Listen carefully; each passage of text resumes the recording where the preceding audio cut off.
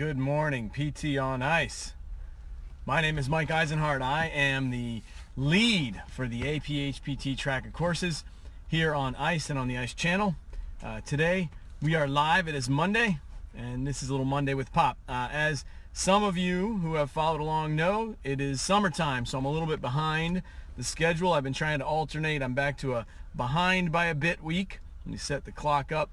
So not sure anybody will be able to join us, but for the purposes of today, hey Sean, looks like Sean's on. Good to see you. We are a little bit behind the curve, but again, summer hours, trying to get kids to various places. So let me start the clock and we'll get rolling.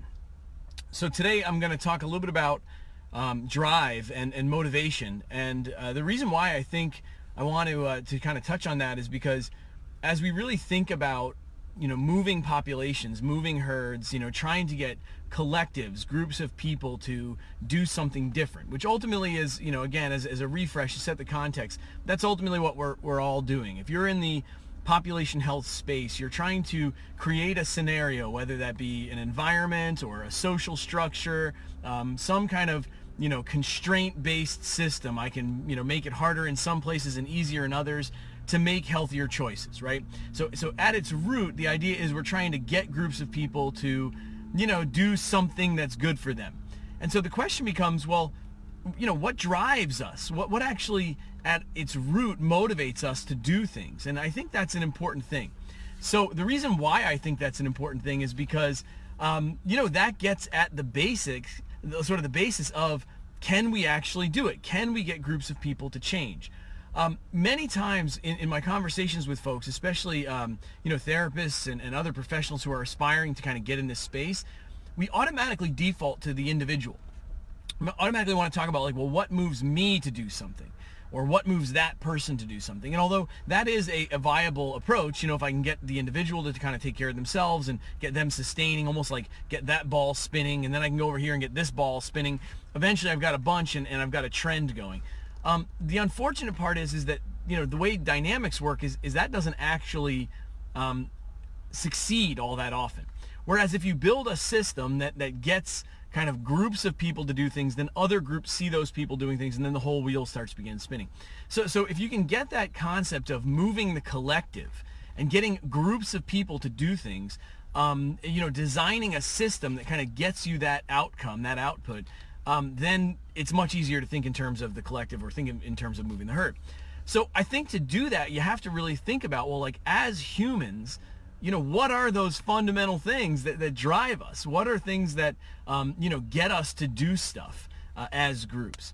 So the Summer of Move is going on right now, and those who are playing along, I know some of you who are on now are playing along, you can see that play out. It's a great example, and that's probably the only reason why I continue to show up and kind of build this thing and put it out there, is because I think it provides a very real-time example of how groups of people actually behave under a system of barrier reduction, barrier creation, constraints, sort of a variety of stressors on a system, and what do we get to come out of it. So let's look at some of those. One, without a doubt, humans are sort of deeply motivated to succeed, to overcome a challenge. We're problem solvers. We see something in front of us and we can get kind of hooked. I've talked about this in the past on this podcast, this idea of puzzles are something that we love and hate. And any kind of a love-hate relationship generally drives us. It sort of pushes us to do. And that, of course, is what we're looking at. So that's a really, really big one. Solving things, figuring out, the solution.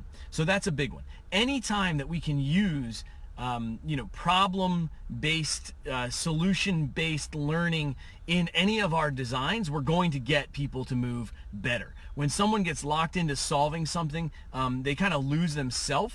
They lose their own kind of ego and their own, desire. Most people get past the winning of it. Like, winning is a nice initial motivator, but they actually just enjoy the flow state. They enjoy getting involved in kind of, the act of doing the solving itself. So that's one thing.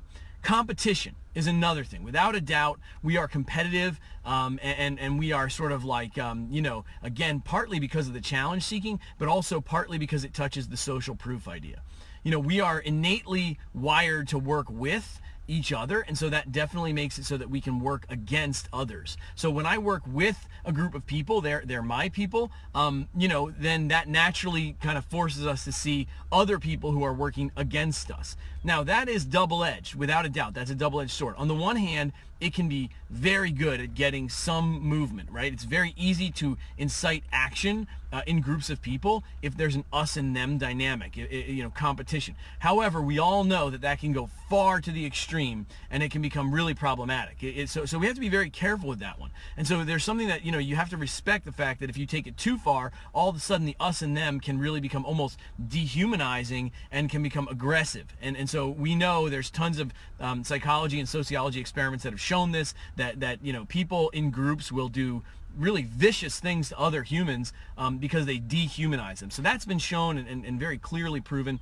So we have to be careful with that one. But it is no doubt a motivator. And so anytime there are games involved or competition involved and there's teams, it's much easier to act. So if you were watching the Summer of Move and you were kind of on the inside, you are seeing again this year people saying, hey, I'm doing things that I wouldn't otherwise do. I'm trying and pushing places where I don't typically go in my physical health or my physical training. And the reason why is because my team is counting on me. We don't want to lose to them, whatever that is. So again, that's another big one. And we have to respect it, use it when we can, but put some level of barrier on it, some bumpers, so that it doesn't get out of control.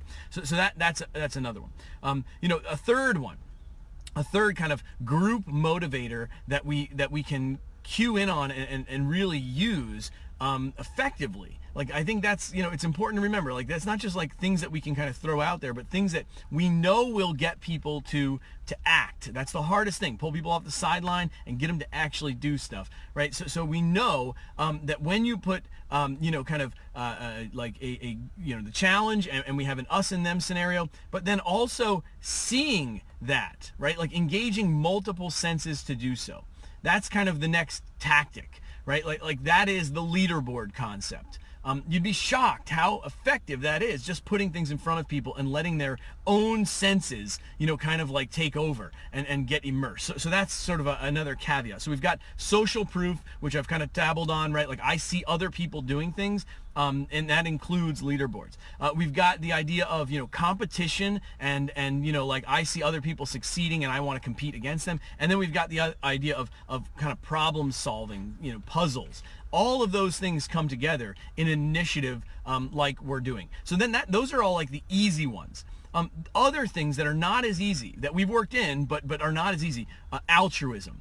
That's another big human motivator. The idea, I'm doing this for a good cause, for a purpose. That is a big one. So again, as those who have played the game know, we always put charity involved. Like, you're playing for a charity. Why? Because altruism itself drives me. So it's much easier to push yourself when you think you're doing something for the common good or for someone specifically. When you can put a name or a face on it, like that's kind of, I'm doing this for them. It's for the kids, like that idea. Okay, so that's another very big one. The idea that that someone is counting on me, that's kind of in that same bucket, right? When I can kind of think about, well, I don't want to do this, but I'm doing it for, like because they're counting on me. If I don't do it, we'll lose something. It won't be as good, or it won't be as effective, or we won't, get to the other side. So again, a very, very big one.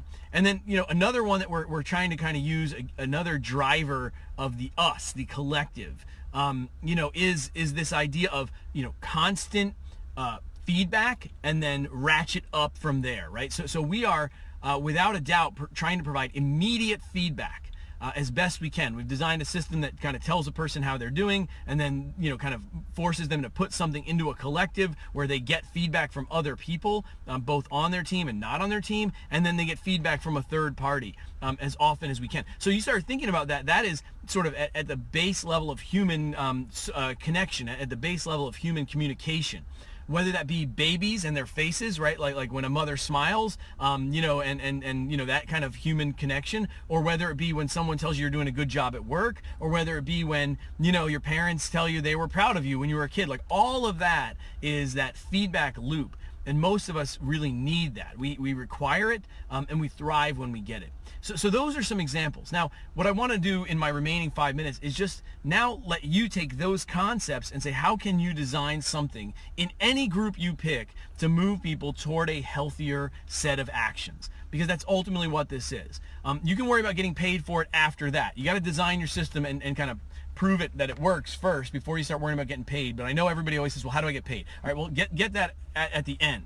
But if you can get to the point where you're saying to yourself, I've got this built, and I'm getting what I want out of it, I'm getting those actions, and the groups are giving it to us, then you can start thinking about how long that needs to last, how many times you can do it, and with what groups.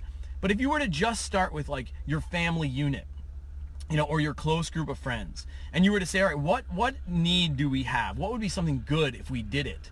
What would be healthy for us to do? And then from there, start thinking about, well, what could I do? What could I build that would get us that? And then using those motivators to actually pull it off. I think that will have us in the right spot. So I guess that's where I want to leave it. I wanted to kind of leave it there with, my few minutes left, is have you start thinking of those kinds of things. Some ideas. I mean, obviously, any of the elements would do. Move, fuel, recover, endure, connect. Any of them would do.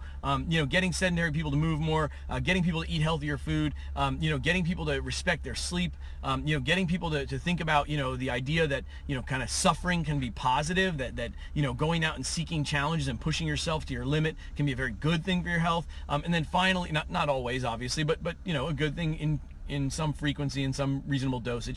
And then obviously creating, situations to connect. So I'm going to plant a seed.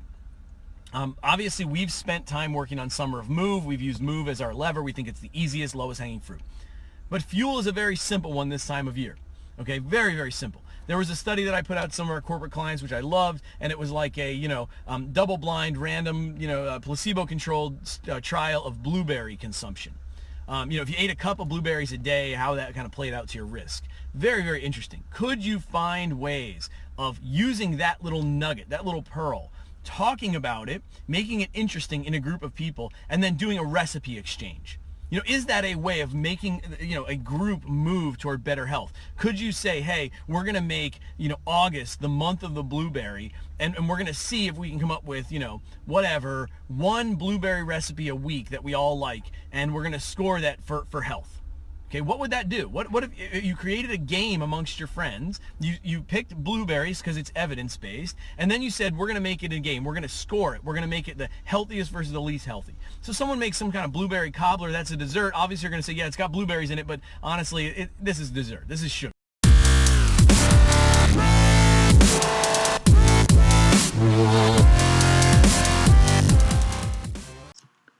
Hey, thanks for tuning in to the PT on Ice Daily Show. If you enjoyed this content, head on over to iTunes and leave us a review. And be sure to check us out on Facebook and Instagram at the Institute of Clinical Excellence. If you're interested in getting plugged into more ICE content on a weekly basis while earning CEUs from home, check out our virtual ICE online mentorship program at ptonice.com. While you're there, sign up for our Hump Day Hustling newsletter for a free email every Wednesday morning with our top 5 research articles and social media posts that we think are worth reading.